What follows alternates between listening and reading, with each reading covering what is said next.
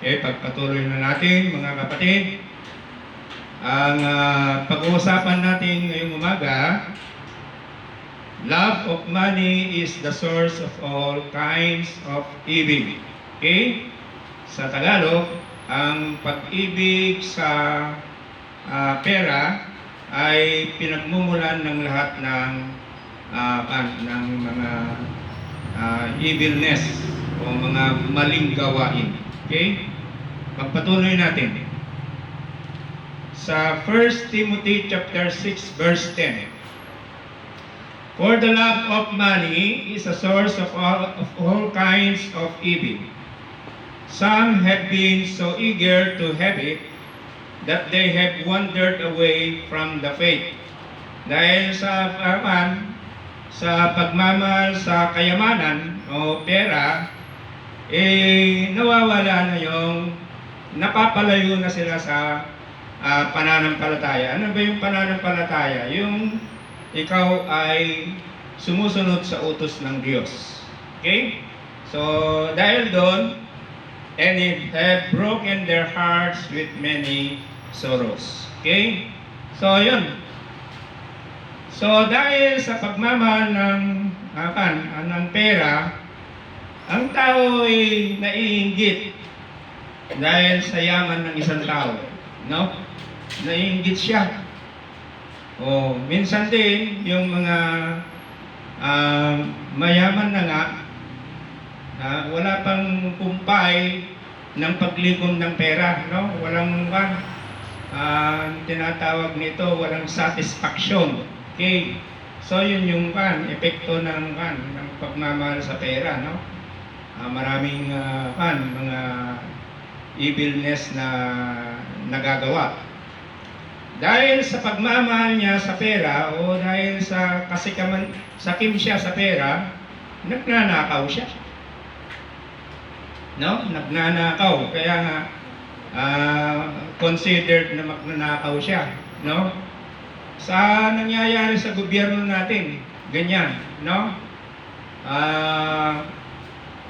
Yung kaban ng bayan ay ninanakaw. Bakit? Kasi sila ay greedy. No? Wala silang satisfaction. Okay? Pangatlo, dahil sa dami niyang pera, nakakakumit siya ng adultery. Halimbawa, marami siyang pera, nambababae siya, nanlalaki siya kasi marami siyang pambayad. No? So ito yung mga bagay na naiiwalay ka sa pananampalataya na hindi ka na sumusunod sa utos ng Diyos. Okay, ang susunod, homosexual perverts. Ito yung pag marami ng pera, yung isang tao, nilalapitan siya. No? O, halimbawa, yung bakla, dahil marami siyang pera, hinuhutan siya ngayon nung, halimbawa, ng lalaki. Kasi marami siyang pera. They call that homosexual perverts. No? Ganon din sa ibang kasarian, tulad ng tomboy. Bakit pinapatulan ng babae yung tomboy? Kung minsan din dahil din sa pera. No? So, yun yung mga tinatawag na pagmamahal sa pera, yung ikaw ay kumakapit na sa mga masasamang gawain. Dahil sa dami mong pera, nagkakaroon ka ng worshiping idols. No? Halimbawa, may sasakyan ka ngayon. After few months, pinalitan mo ulit yung sasakyan mo. Dahil marami kang pera That is idols. No? Oh. At mga bagay-bagay na nasa atin, no? Wala tayong satisfaction. Ito, mas maganda ito, no? Yun ang tinatawag na greedy, no? Sa mga bagay-bagay. That is worshiping idols. Okay? Oh. Dahil sa marami siyang pera, ang ginagawa niya na lang naglalasing. Marami siyang pera pambili ng alak. Yan. No? Yan yung mga bagay na tayo dahil sa pagmamahal ng pera ay naiiwalay tayo sa ating pananampalataya sa Diyos. Hindi tayo sumusunod na sa utos ng Diyos. Okay, dahil sa pagmamahal ng pera, abay marami kang bisyo. Paninigarilyo, pagsusugal, no? Marami kang pera eh. Yan ang yan yung epekto ng isang mahal na mahal niya yung pera niya, no? Marami siyang kayamanan, no? Minsan pa dahil sa dami ng pera niya, ng kanyang pamilya, wala na siyang inspirasyon na mag-aral, makatapos ng pag-aaral. No, hanggang yung yung pamilya na maraming pera na yon, kayamanan, hanggang sila'y lumubog at pinagbebenta ang kanilang ari-arian. So yun ang magiging epekto ng isang nagmamahal ng pera o yung sakim siya sa kayamanan. Okay? Ngayon, pagpatuloy natin sa Mark chapter 10 verse 23. Ano ang turo ng ating Panginoong Jesucristo? Jesus looked around at his disciples and said to them, "How hard it will be for rich people to enter the kingdom of God." Kaya nga, kung marami kang pera, dahil doon, merong mga iba't ibang maling gawain na labag sa utos ng Diyos. Kaya nga, sabi ni Kristo, how hard it will be for rich people to enter the kingdom of God. Dahil nga doon, no? Marami silang pera, hindi na nila naiisip ang gawain ng Diyos, ang magpuri sa Diyos, kundi yung pansarili na lang nila. Okay? So, yun ang sabi ni Kristo, no? Mahirap na pumasok ang isang mayaman sa kaharian ng Diyos. Dahil nga doon sa mga bagay na yun sa pagmamahal ng pera, nahiwalay na sila sa Diyos. Okay? Pagpatuloy natin. At ang sabi rin ng ating Panginoong Jesucristo, it is much harder for a rich person to enter the kingdom of God than for a camel to go through the eye of a needle. Sino yung camel na yun? Yun yung sumisimbolo ng pobre, no? Yung isang mahirap. Okay, so mas madali daw sa isang mahirap na walang pera na makapasok sa kaharian ng Diyos kaysa dun sa isang mayaman na tao. Okay? Ngayon, kung gano'n, sino ngayon maliligtas? Bawal ba kasi yung kayamanan? Okay? Pagpatuloy natin. Sa 2 Corinthians chapter 9 verse 11. Sino ito? Ang Diyos. He will always make you rich enough. Ayun.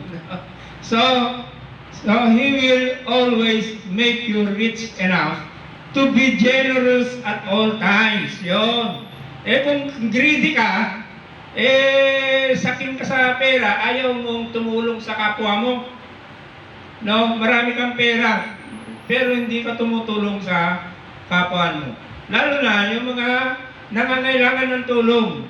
Kaya ka pinayaman ng Diyos. Gumanda ang buhay mo, no? Naging mayaman ang pamumuhay mo ay dahil ang layunin ng Diyos ay upang ikaw ay magiging matulungin sa iyong kapwa. Lalong-lalo na doon sa mga nangangailangan.